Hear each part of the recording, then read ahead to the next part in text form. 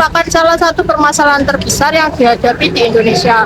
Praktik korupsi tidak hanya terjadi dalam skala besar yang melibatkan pejabat negara, tetapi juga dapat ditemukan dalam kehidupan sehari-hari dalam bentuk yang lebih kecil. Fenomena ini menunjukkan bahwa korupsi bukan hanya persoalan hukum, tetapi juga persoalan moral dan juga budaya.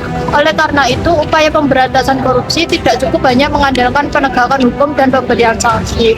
Berdasarkan latar belakang tersebut, terdapat beberapa pertanyaan yang menjadi fokus pembahasan kami. Yang pertama, mengapa korupsi masih terjadi meskipun berbagai upaya pemberantasan telah dilakukan? Yang kedua, bagaimana peran pendidikan dalam mencegah korupsi sejak dini? Yang ketiga, apakah pendidikan selama ini sudah mampu membentuk karakter anti korupsi pada peserta didik? Yang keempat, mengapa pembelajaran tentang korupsi yang hanya efektif teori dianggap kurang efektif? Dan yang terakhir, bagaimana cara menanamkan nilai-nilai anti korupsi agar tidak hanya dipahami tetapi juga diterapkan dalam kehidupan sehari-hari? Berikutnya rumusan masalah. Yang pertama, bagaimana pengaruh keberhasilan dan kegagalan pendidikan anti korupsi terhadap kondisi sosial dan kepercayaan publik. Kedua, apa saja faktor penyebab masih terjadinya korupsi yang ada di Indonesia? Tiga, bagaimana implementasi pendidikan anti korupsi dalam membentuk karakter anti korupsi pada mahasiswa?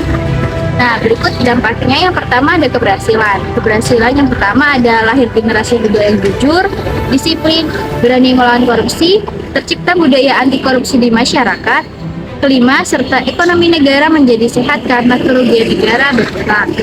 Dampak kegagalannya, yang pertama, korupsi akan terus dianggap sebagai hal yang biasa. Kedua, masyarakat menjadi apatis ketika kerugian negara berulang terus. Keempat, negara akan tetap terjebak dalam kemiskinan struktural serta korupsi yang tidak pernah terselesaikan. Untuk mengatasi korupsi, diperlukan langkah-langkah pencegahan yang lebih kuat melalui pendidikan. Yang pertama, pendidikan anti korupsi perlu diterapkan secara serius di perguruan tinggi agar mahasiswa memahami bahaya korupsi serta dampaknya bagi masyarakat dan negara. Yang kedua, metode pembelajaran harus lebih aktif seperti diskusi kasus, debat, dan simulasi sehingga mahasiswa dapat berpikir kritis dan memahami nilai-nilai anti korupsi secara nyata. Yang ketiga, nilai kejujuran dan tanggung jawab dan integritas harus dibiasakan dalam kehidupan sehari-hari, baik di lingkungan akademik maupun organisasi mahasiswa. Sebagai kesimpulan, korupsi merupakan masalah yang tidak bisa diselesaikan hanya dengan penegakan hukum. Pendidikan anti korupsi menjadi investasi jangka panjang untuk membentuk generasi yang jujur, berintegritas, dan berani menolak korupsi.